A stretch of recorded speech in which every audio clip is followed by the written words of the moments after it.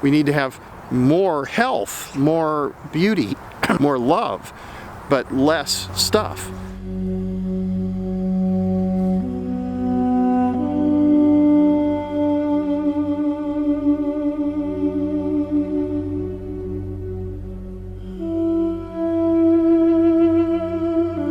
The problem is not the earth or nature. The problem is that human civilization is threatened.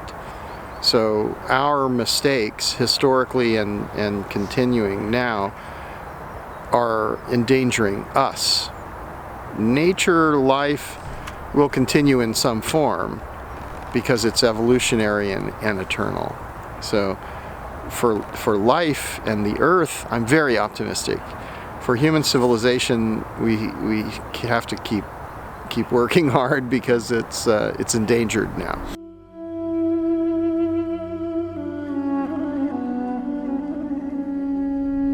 We're a single species, but we've been trying to differentiate ourselves and act as individuals. And individuals, of course we are individuals, but this is a bit egotistical and not a very good strategy as a species, because we're now trying to compete with one another where we really need to collaborate with one another. We're in the situation that we have to have an evolutionary step in our consciousness. So this would be like a paradigm shift, like when the flat earth understanding in Europe was prevalent. Yes. And then it was just fundamentally wrong, but there were institutions that said, no, you have to believe in flat earth, flat earth is everything. But of course it was wrong, and scientists and thinkers, they began to understand that the earth is round. At that point, it shifts. That's the paradigm shift. You can't believe in it anymore, and nobody believes in it, so it has to fall away.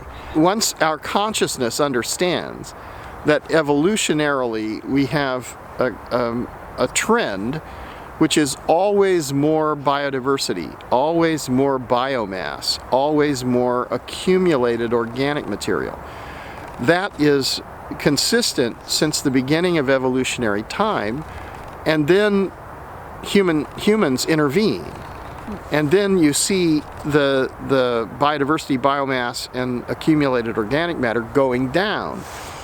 Well, that's because we were ignorant of the purpose of it, and because we were greedy and said, well, we can just do whatever we want, and that we could value what we made higher than the natural systems. The system infiltrates and retains moisture, it photosynthesizes, so it balances gas exchange in the atmosphere, it creates soil fertility, it does everything that regulates everything, the temperatures, the surface temperatures. So we're changing those. And when we allow or align our behaviors with evolutionary outcomes, then the earth self-regulates itself as it has since the beginning of time. So we need to kind of be more simple. But that doesn't mean we have less fun or that it's less comfortable. We can design, it's a design issue. Yes. Like mostly now we're wasting. So we have to stop wasting, and we have to design very carefully and very beautiful. So our cities can be more beautiful, more comfortable, more healthy, and our food can be more healthy and more perennials rather than annuals. No chemicals, no industrial activity. It can be organic, it can be healthy. Yeah. So yeah. I think, and our natural zones we have to be a little careful about choosing all the species and let nature have some space. So it's much better in the future.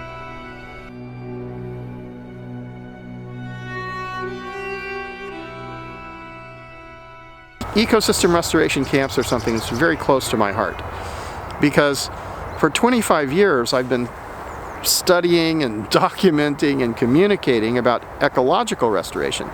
And the fact is, we can restore large-scale degraded ecosystems. So if we can, why don't we do that?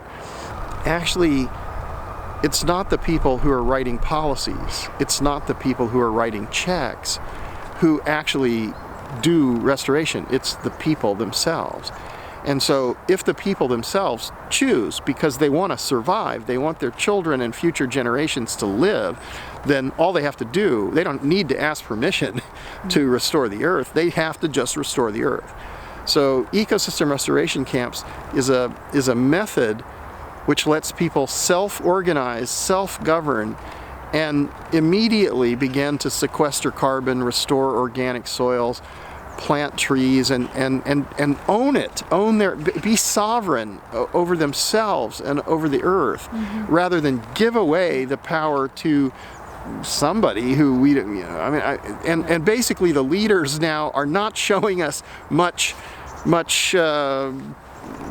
ability. Yeah, they're terrible. We have terrible leaders all over the place. Why should we don't have to listen to them. They're terrible. So from bottom up, it's really the way. That's it. And when we do that, then we're going to have a much more abundant life. We're going to have much greater joy in our community, and our life will be profound and meaningful because we're saving human civilization instead of going out and buying things and entertaining ourselves.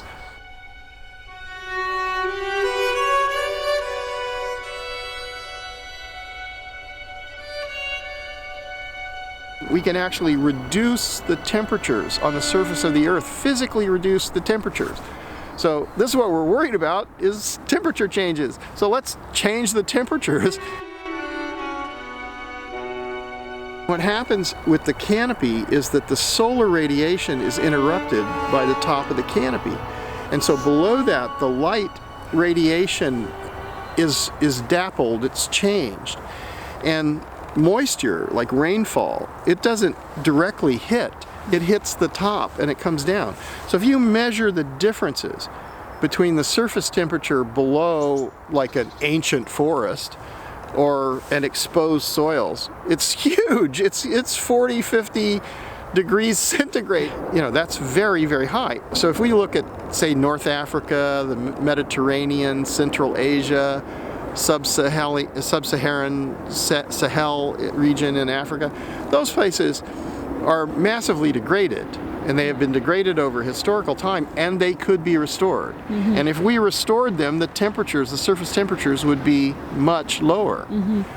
That's what we need to do. So people can do that. Physically, we go there and we do it.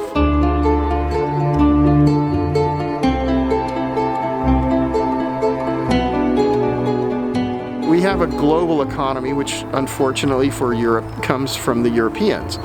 And it crushed and suppressed the indigenous cultures, many ancient cultures, which were a slightly higher philosophically and spiritually than materialism. So militarism and materialism became the factor. I have a bigger gun, I shoot you, your land is my land.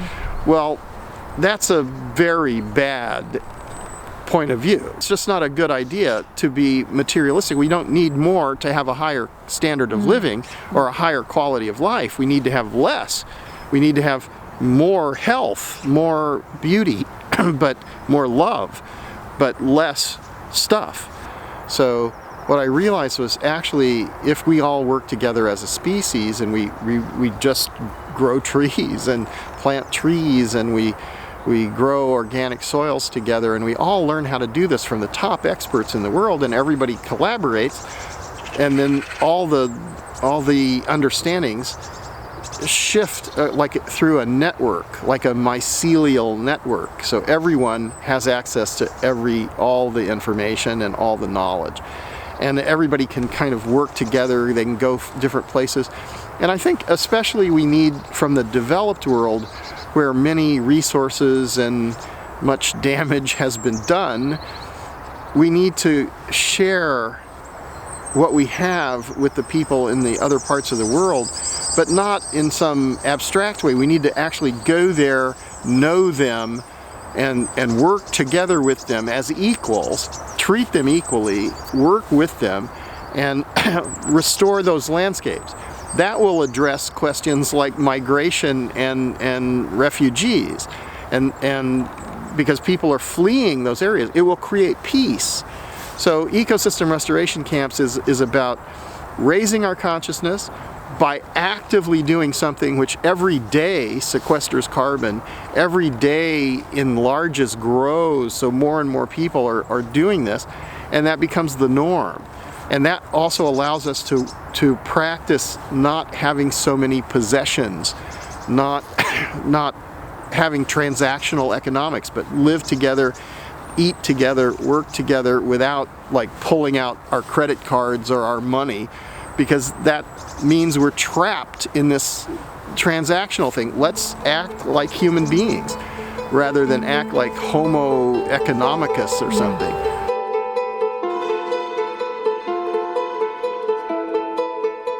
I think the camps are something that is really taking off, and by the end of the year I think we'll have camps in every continent around the world, and I think we'll have a lot more members. We encourage people to join as supporting members, because if we just all share a little bit, just a tiny amount, we're asking people like, would you share 10 euros per month?